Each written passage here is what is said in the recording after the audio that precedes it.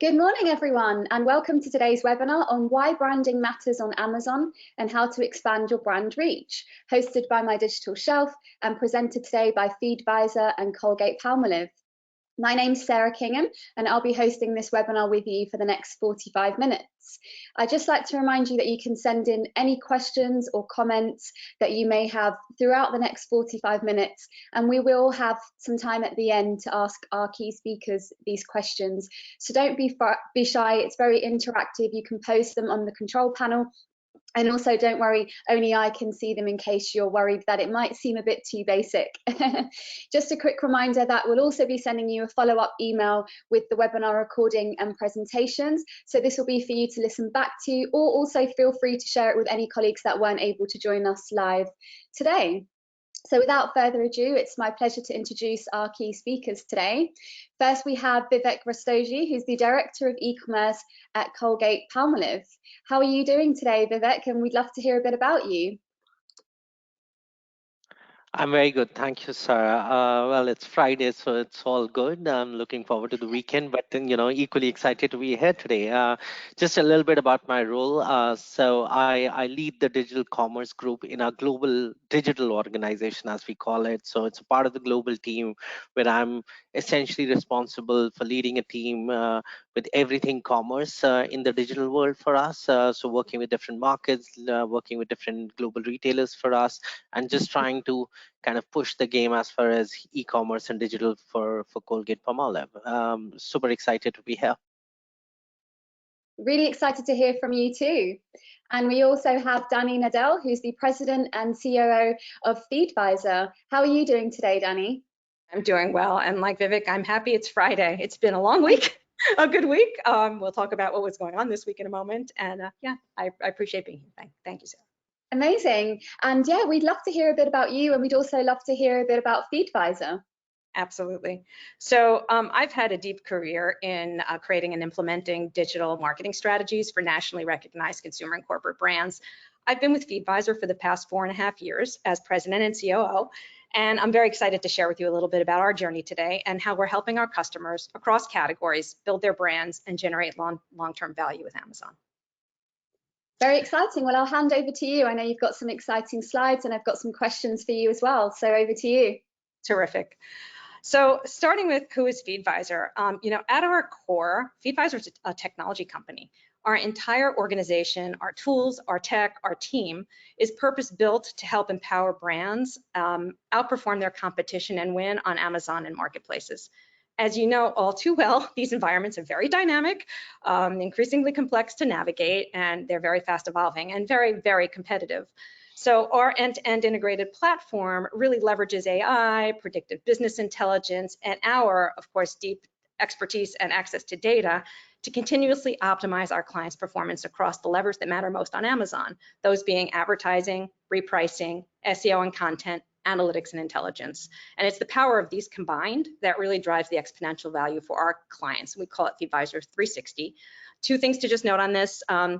It can be delivered as a SaaS or managed services solution. It's across 1P and 3P as well. And we're working with some of the largest brands and smallest. Our clients range. So that's a little bit about us. And how we do it.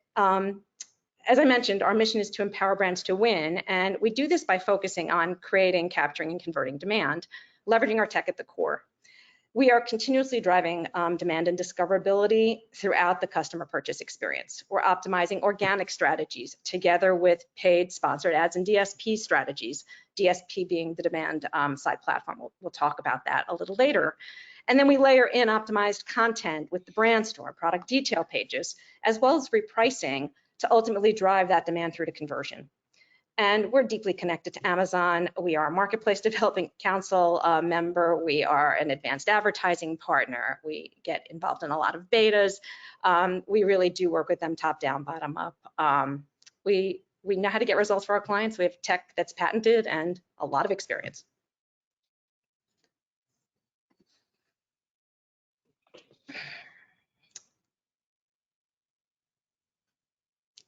Sarah, I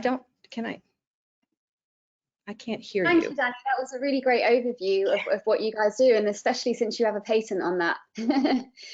We'd love to know, why is creating a strong brand identity on Amazon so important for brands? Sarah, it's a great question, and it's one that I like to answer by actually posing another question, which is, what do you think of when you see these logos? And we're going to look at this, and then I'm going to take this into the Amazon experience. When you think about Apple versus IBM, what are those differences that come to mind? Branding is what makes us think of innovation, imagination, creativity when you think of Apple, whereas IBM is the more traditional, smart, and responsible brand. Or when you look at Nike versus Under Armour, they're both producing premium athletic wear, but they go to market in very different ways with very different identities. Nike's all about empowerment and strength and being the best you can be, where Under Armour's all about serious athletes. It's not for everyone. They act much more like a challenger. And this last example, which is near and dear to my heart, because I am a coffee fanatic. I've had multiple coffees today, so if I'm talking fast, please excuse me. But it's why I go out of my way, and probably you do too, to spend 3 times as much for a venti latte versus a cup of coffee you can get from your local market. It's all about branding. I actively seek out the Starbucks logo. I am using their vernacular day in, day out with my language of venti. I look forward to seeing my barrister, every morning. I know what to expect, and it's regardless of where I am, whether I'm home or traveling. It's all about their brand, and this is all about feelings.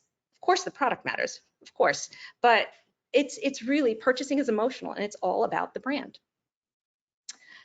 And a brand is a promise. Great brands do a few things extremely well. They're creating trust and predictability, just like my Starbucks example. They make sure that every touch point, I know what to expect. They create difference, right, versus your competition, even if your products are similar. They're highlighting the unique points of difference. They save consumers time because we know what we're going to get. We don't need to experiment with those 20 plus other brands that are out there on the shelf.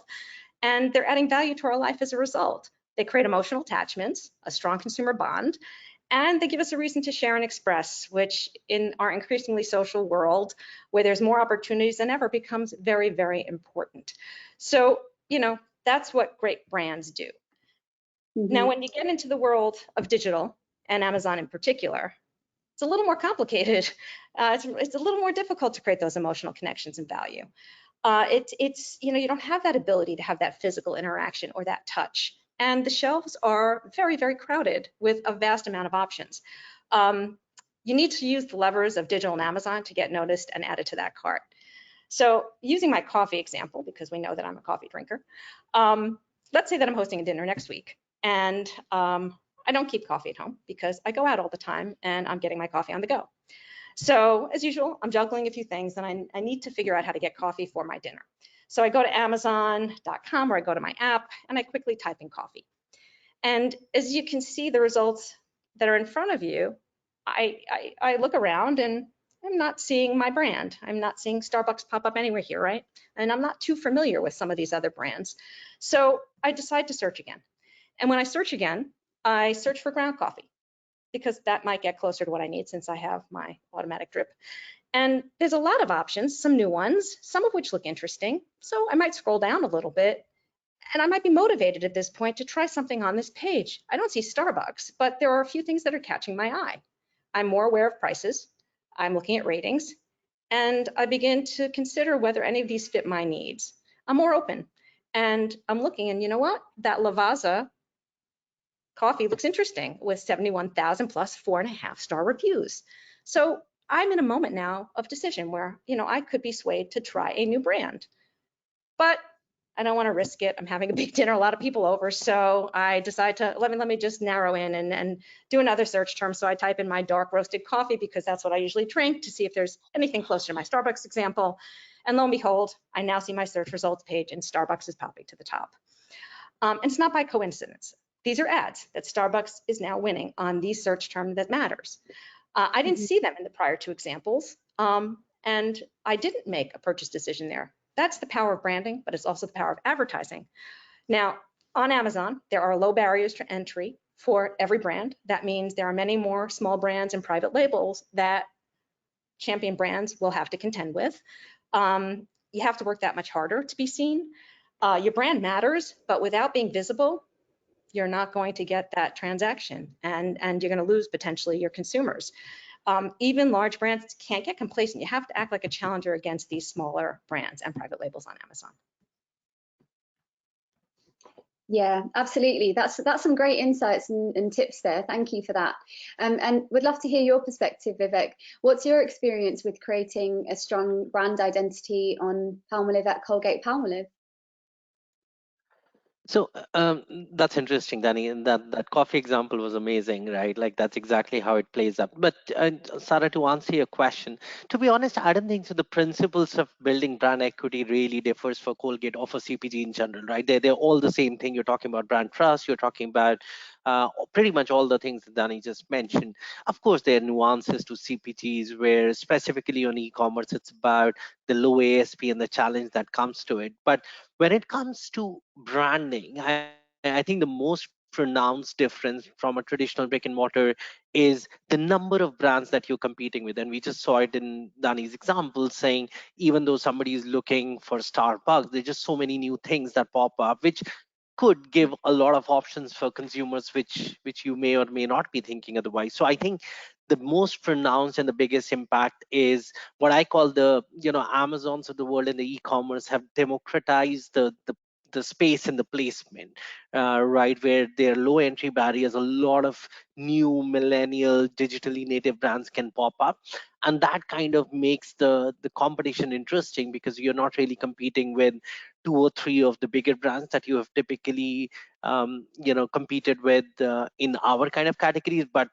hundreds and thousands of new brands which you may or may not be aware of. So I think to that extent it kind of keeps us on our toes all the time. You cannot really be complacent, but you have to just go back to the basics and do exactly those things of building trust, building credibility, building transparency, even on Amazon, for example. It's just that you're in a very new space, the levers are different, and you've got to just be cognizant of that.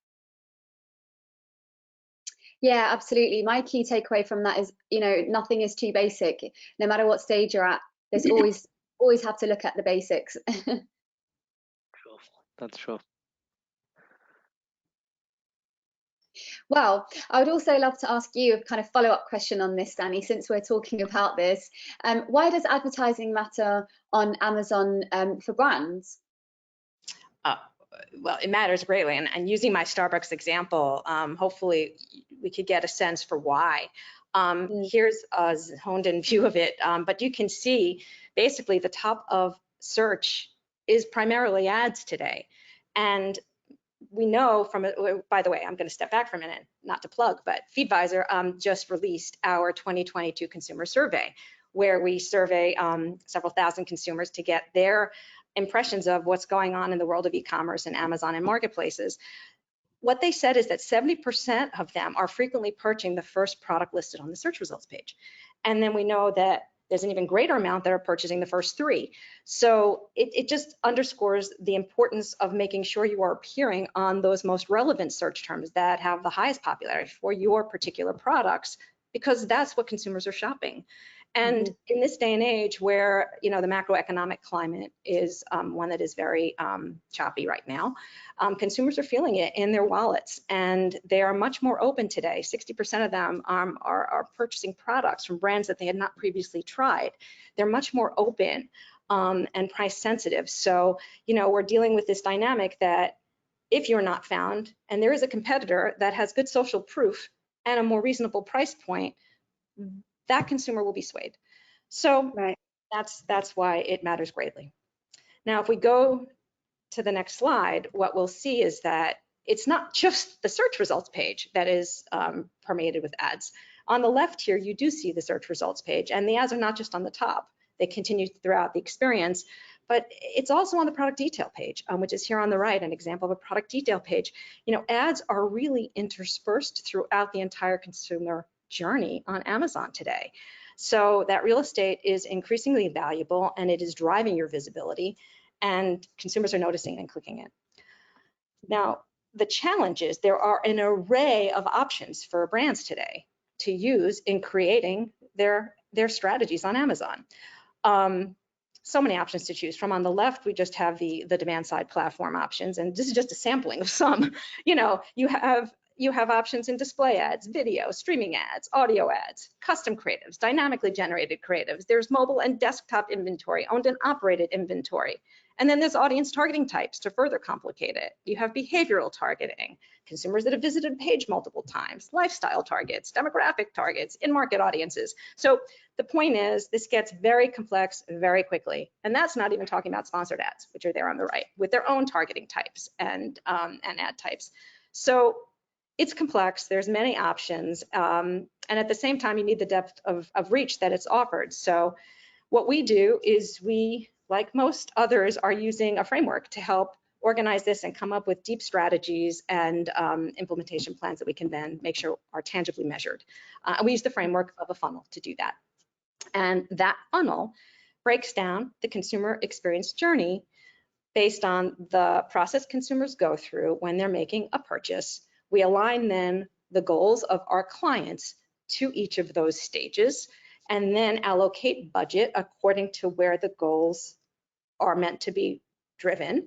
And then we align the targeted audiences and the inventory and ad types for each of those phases that matter. Now, we go top down, starting at the highest level with awareness, when we're trying to build awareness of a need that our clients can solve, or introducing a new product or offering, or a need to reach new audiences, through to purchase when we help them make that final decision and hopefully add our clients' products to their cart. And it doesn't end there, because once the purchase is made, there's then loyalty. And it's a very important part of this equation, which is how do you get them to continue to repeat that purchase or expand across your catalog. So that's how we think about it. And while it looks great, it's a great framework, it's not so linear. I'm just going to keep going, because it's consumers are entering at all points today. They could be entering lower funnel because they've done research in other channels. Mobile commerce is changing the game. People are multitasking. So I just gave some examples with my coffee example, but a brand could be working to intercept someone that's coming in because they have a party and are thinking what their menu should be, all the way down to, I'm running out of coffee in my house and I need to refill. And these are all different stages of the funnel, and brands need to be prepared to be relevant and deliver on that customer job or that need in that moment. So we align our framework and our ads. And this is what it looks like when we do that. There you go. Oh, that makes sense. And we all love a good funnel, don't we? So it's nice to see it in that format. And speaking of looking at it as a funnel, I have a question for you, which is, what does advertising impact your brand identity throughout this sort of, funnel format of the customer journey? Yeah, absolutely. Well, let's do this. Why don't we break it down stage by stage so we can answer that question directly.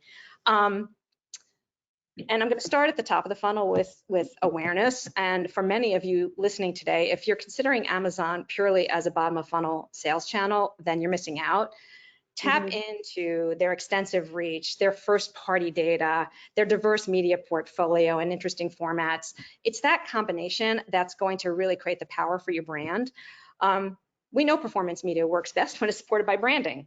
And every performance ad is shaping how customers perceive your brand. So they have to work together to help create that overall, impression and need. That's why we look at this full funnel strategy. We start with awareness. Here we're looking at mass reach, targeting demos who are not browsing the product or category.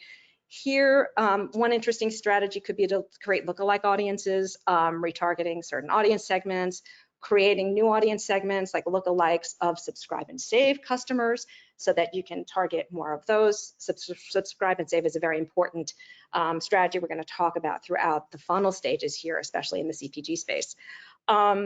And I've included some examples of some of the ad types that we use with our clients. There is DSP ads, both display and video, where you're looking at OTT, streaming ads. There's audio ads now becoming more interesting in the equation.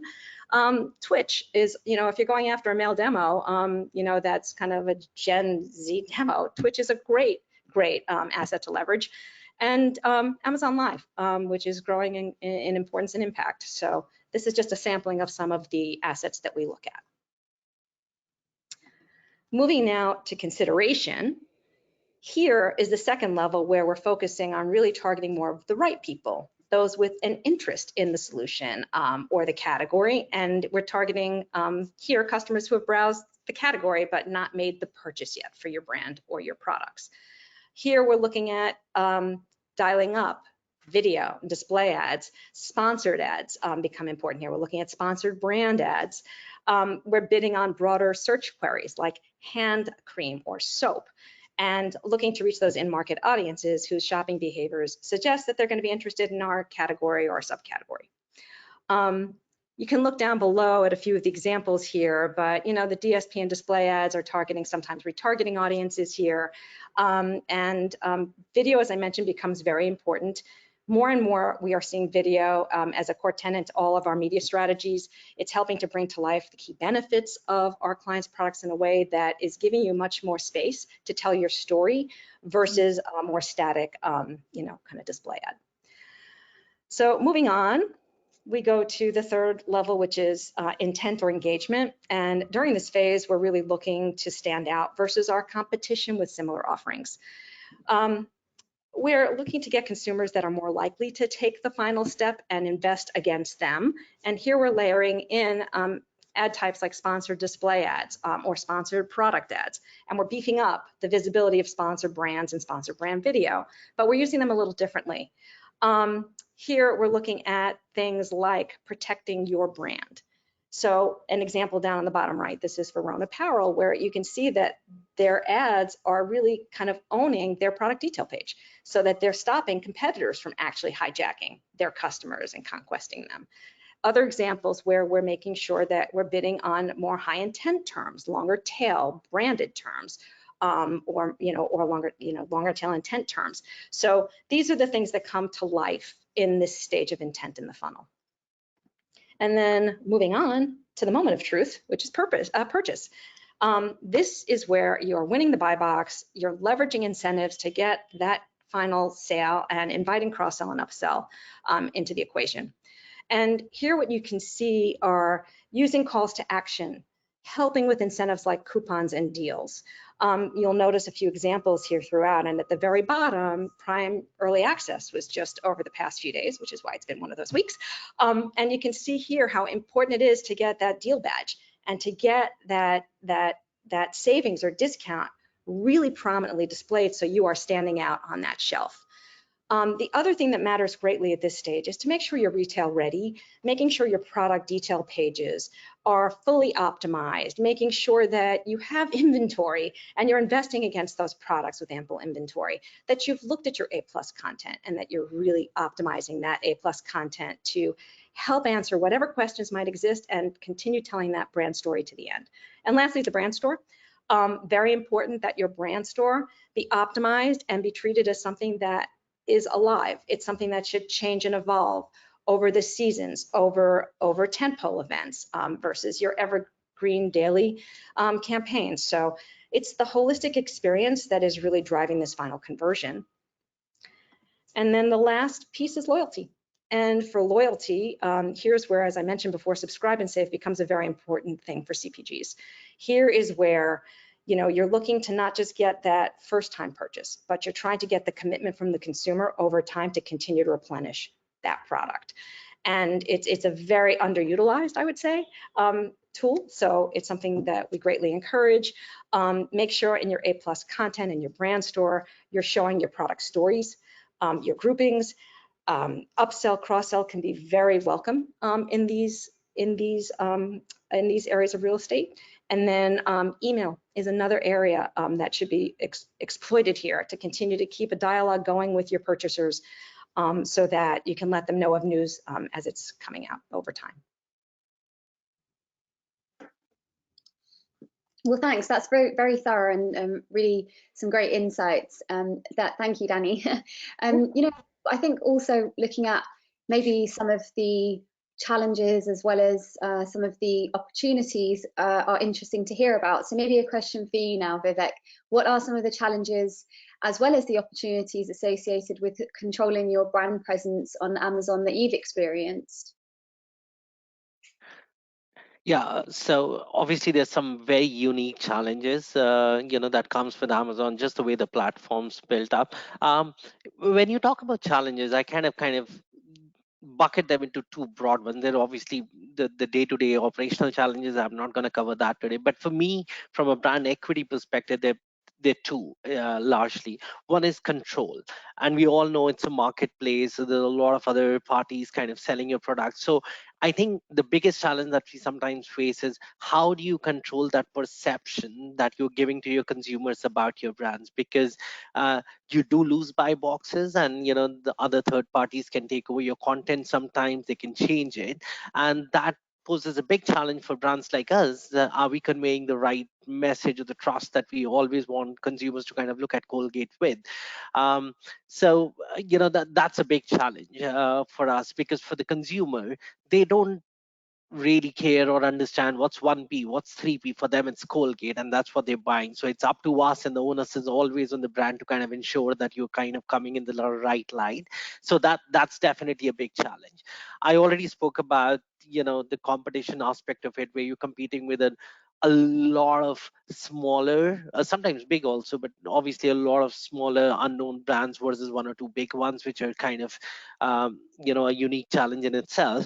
And I always call that, like, with Amazon, it's always the algorithm, right? So even if things were to go wrong, a lot of times, unlike any other traditional retailer, sometimes you don't have somebody to talk to. It's always the algorithm, or when you're talking to your Amazon counterparts, they don't know either, and it takes a lot of time to resolve it or even root cause it, which kind of can make you miss crucial moments in crucial times when your brand's not represented in the right manner. So that for me is something that you have to be on your toes all the time, so that you ensure that your brand message and your brand proposition is coming up in front of the consumers the way you want it to be. So that's the control aspect of it.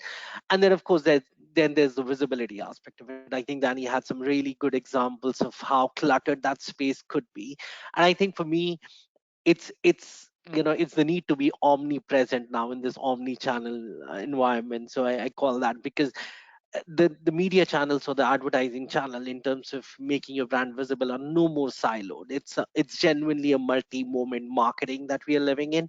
So even if you're selling your products on Amazon, for example, you still need to ensure that your brand's visible across the consumer journey, because they might be in a store looking at something on Amazon and vice versa. So you have to really be there. So that itself is a challenge, in terms of Danny just shared the numerous options and examples in terms of where you can really market your products and make it visible, and just to kind of control that, manage that, is challenging in itself. The other thing that I always say, that this myth, as I call it, about the endless shelf. We always talk about Amazon has the biggest selection in the universe, it's an endless shelf. Yes, from a listing perspective, but if you really look at it, yes, you can list your products, but are they really visible? And Danny shared those stats as well. I have something similar, right? 64% of the clicks actually happen on the top three placements on the page. 70% of the people don't even go to page two. So for me, it's actually a very, very small shelf. You're literally looking at page one, or the top 3 or 5 placements as such. And there is a joke which I'm sure a lot of people here would have heard, saying you can really bury a dead body on page two and nobody will notice. And that's exactly how it works on Amazon. So that in itself is a huge challenge, because you're fighting for those top 3 or top 5 placements, and that can get expensive. So visibility is a huge challenge. The other thing is this advent of retail media. Amazon's been in the forefront of how they have shown to the world what's the power of retail media. To be honest, Sarah, that in itself is a topic for a separate webinar, in terms of retail media and the nuances of it. But that's really what's driving, to be honest, a lot of CPGs and a lot of brands crazy and nuts, in terms of how do you kind of deal with this advent of retail media. And then of course there's media inflation as well, right? The CPCs are going up, the cost for clicks going up, and how do you kind of deal with that? Because you need to be present, you need to be visible, but at the same time the dollars are limited. So those are some of the unique challenges, specifically on marketplaces like Amazon, that you face. But broadly, it's about the control and the visibility. In terms of the opportunities, however, having said that, I don't want to kind of paint a doomsday picture when it comes to Amazon. It's a lot of opportunities as well. um, and I have retail media on the opportunity slide as well, simply because as much as it's a new thing and we are all understanding and trying to understand how you can really leverage it, it does really give you brands a lot of opportunities, right? 62% of the shopping decisions are actually online influence. So goes about the multi-moment marketing that you're talking about. So retail media and your investment on retail media is not only about selling on Amazon anymore. It is about how it influences your sales across the different channels. You get, Dani mentioned this, you get access to 1P data, which again companies like CPG are only starting to do now, but retailers have decades and decades of 1P data, which could be incredibly powerful. And of course, there are things about how do you do performance marketing. There's a lot of data suddenly available.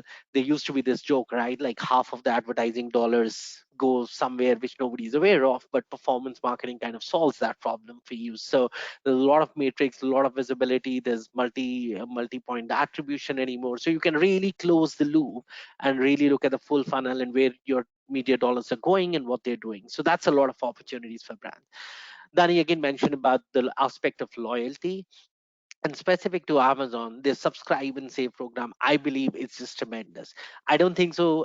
Neither the brands nor Amazon actually has realized the full potential of subscribe and save yet, but I think there's just going to be more and more focus on subscriptions and driving loyalty in some way or the other.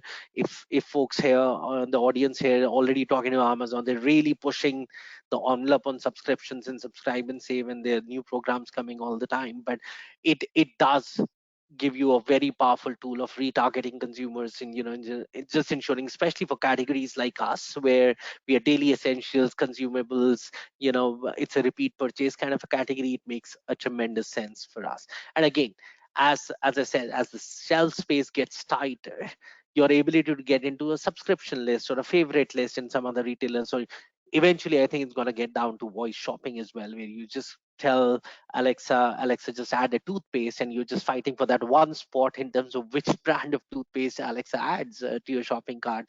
Is a tremendous amount of opportunities if you were to lean in quickly. And the last thing is the flywheel impact. Right now, everyone on Amazon talks about the flywheel. How do we accelerate the flywheel? It is a lot of challenge to get into that flywheel, but I look at it from the other side, saying if you do get that flywheel right and you get that product into that flywheel, it's also very difficult to get you displaced there. So it's all about momentum. It actually gives you the gift of momentum. And we all talk about getting into that organic rank. Yes, we do paid placements and all of that stuff, but with the eventual thing of just getting higher and higher in organic rank. And I think the flywheel impact, if you can get that right, can really help you get there. Because once you get there, that really gives you a very long-term, sustainable, and cost-efficient way of staying there. Where again, if you're in the top placements, it's difficult to displace you, and you just get the sales and the revenues and the market share that you're looking for. So there are tremendous opportunities as well on Amazon. We just need to kind of get that right, understand these nuances, and really get that going from day one. Well, thank you so much for sharing those, Vivek. And I think it's really nice that you then showed us a bit about the opportunities as well. So speaking about opportunities, we would love to see if you have a success story from one of your Colgate-Palmolive family of brands and to hear a bit about it.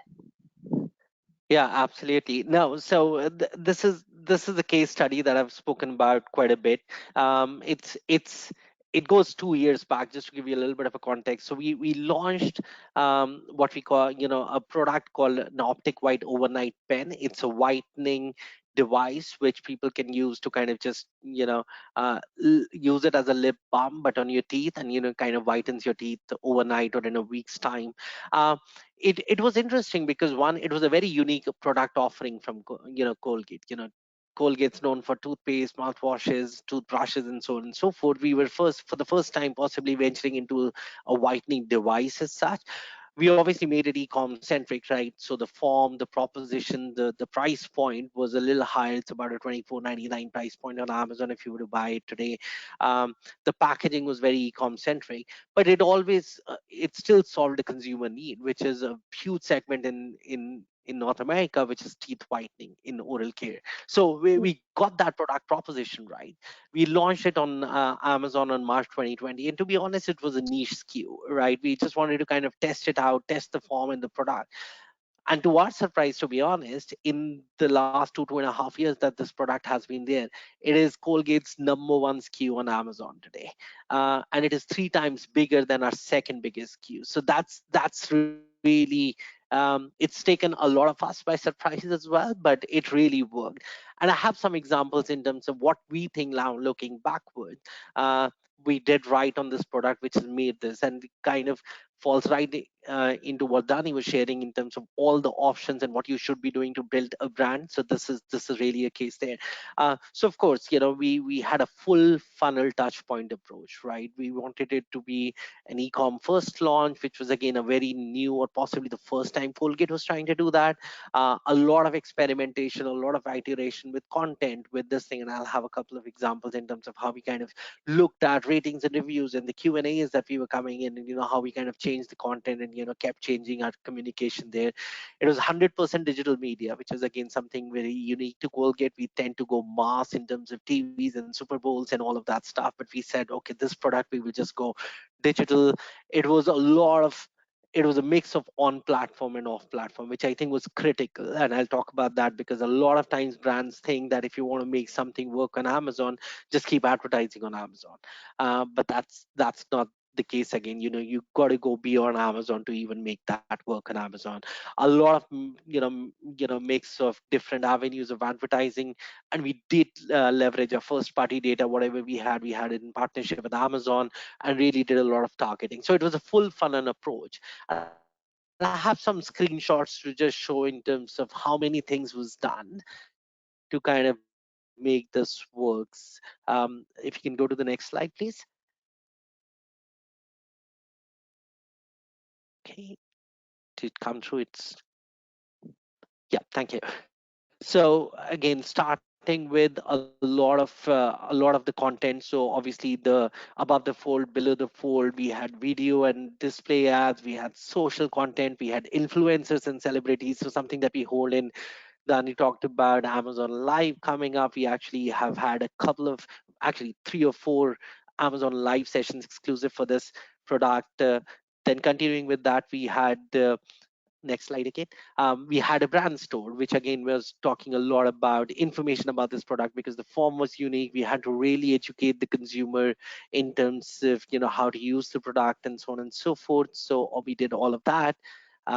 Sorry, the next slide. Yeah, thank you.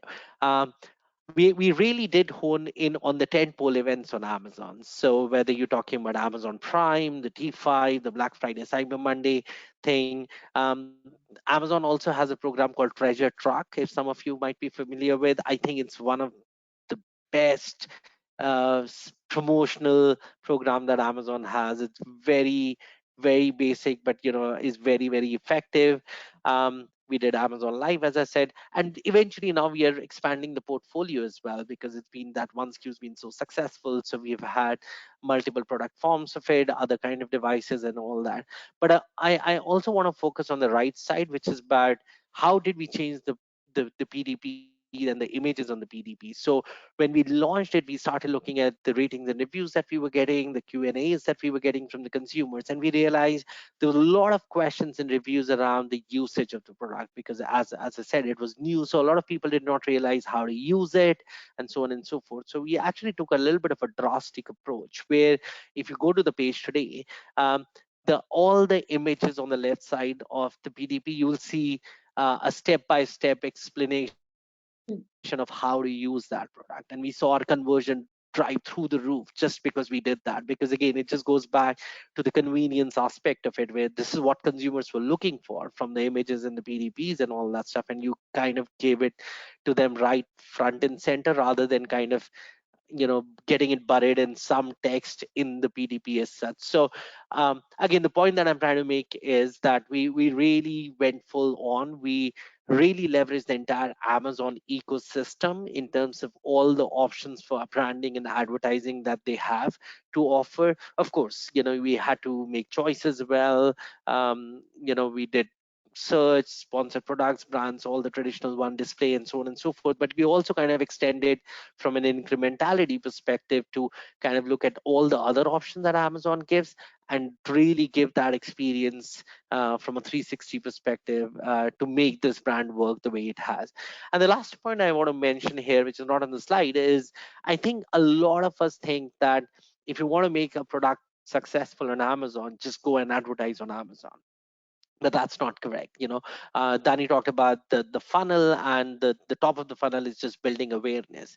And a lot of that awareness happens outside of the platform. So we did a lot of social, we did a lot of Facebook, social, Google, and things like that. Obviously, directing traffic sometimes to Amazon, but that's what was very, very important and critical to make that awareness going before we get into the consideration, the purchase set. So net a tremendous success story for us, and now we're seeing demand crop up in the entire market as well. Again, talk about online influencing offline, but this is I think this is just a real life example of all the framework that Dani just showed earlier in terms of how you can touch all of these things to really make a branding impact on Amazon. Well, thank you. That's really exciting, Vivek. And I think especially because mostly it's a US audience and an e-commerce focused audience. So I think that may give some inspiration to some brands out there who are thinking, oh, shall we do something e-commerce specific, something Amazon specific for a launch? And you've got the inspiration now to go for it. So thank you for that. We've talked about, the different strategies, the advertising opportunities from both of you. So Dani, once you've implemented those tips and strategies, how do you actually measure the success on Amazon when it comes to your branding? Yeah, I think the answer, and I'll dive into it a little more, but it's basically within each stage and then across the entire funnel. And as Vivek just showed in that case study, which is wonderful, is you have to look at the holistic impact of all of these touch points in aggregate on Amazon, of course, but also off Amazon. So as we're looking at the different metrics that matter, here we kind of align them again so that we have KPIs that really do help us understand how we can optimize within each of the stages of the funnel. From top of funnel, it's the metrics like reach and impressions and video views potentially, branded searches, all the way down through to closer to the sale at the bottom of the funnel, where we're looking at KPIs like conversion rate and the ROAS or the A cost. What is that return I'm getting on my spend? What is the average selling price? So within each stage, it's very important that you assign the right metrics so that you're looking and evaluating the right areas and optimizing accordingly. But then the holistic approach says you should also look at other things that matter, which at the end of the day, as we said before, organic rank. What is the incremental value of my media spend as I'm putting it towards Amazon? What am I getting from my ads versus what would have happened organically without my ads? Has my share shifted or not? These are the very important macro KPIs that matter as well. And then just to also touch on something Vivek just shared as well, while the Amazon components of the funnel are critical, there are a lot of phases that are happening off Amazon. As I said before, people are coming and going at different phases. So Amazon attribution helps to really also add that metric into the equation so you can really understand the traffic that's being driven from off Amazon channels into the ecosystem and then part of your funnel. Now, the last piece I'll just mention is there's other ways you can get insights on Amazon that are very important. There's the Amazon Marketing Cloud, which gives more advanced data grains to understand, for example, user pathing to conversion across ad types. There's your consumer. Use your consumer insights, the data that is provided within Amazon, as well as the ratings and reviews that you're getting. There's gold in there for you to look at and understand how to incorporate into your strategies. Your competition. Understand what your key competitors are doing. Understand what search terms they're appearing on and how they're going to market. And then lastly, there's many reports in both Vendor Central and Seller Central, depending on what type of a brand you are, where you can get deeper access to understand baskets, what are consumers looking at, understand search term importance, and your peer set. So use the tools available to you to give a holistic picture of how you're actually performing and set strategy going forward. Thank you for that. That's some really great takeaways, Dani. I'm sure, again, that will be really useful for everybody. So it looks like we've almost run out of time, but I do have to ask you, because I know, Dani, you're mentioning you've had a very hectic week and it's because of Prime Day. So I do want to ask both of you. So let's start with you, Dani. How was the performance of Prime Day, the early access sale, and were there perhaps any trends, anything notable that you saw that you could share with the audience? So I'll give you some very early indications of the Prime early access sale. How's that? Because we're still analyzing the data, but this is what we're seeing. Versus the few weeks prior, there's been a lift of about 20–25% in sales across our clients. However, when you look at performance versus Prime Day, we're seeing something in the neighborhood of 20–22% declines in sales. We're also seeing a slight decline in the actual ordered value of the products being purchased, somewhere in the neighborhood of 10–15% lower than Prime Day. And this could be a reflection of what's happening with the economy, price sensitivity. We'll see. Something that Vivek and I were just talking about earlier is also that, you know, there was, we think, less awareness going into this event for consumers than Prime Day. Numerator just came out with something this morning saying that almost 10% of shoppers said they weren't aware of the sale. So there's definitely that at play. And the last thing I would say to you is that as a result of all of this, we actually saw less ad spend and less competition on ads during this time, probably correlated to that. So those are some early insights. Thank you. That's really great insights. And I know it's early to ask you about early access as well, Vivek, but have you seen any noticeable trends that you could share with us?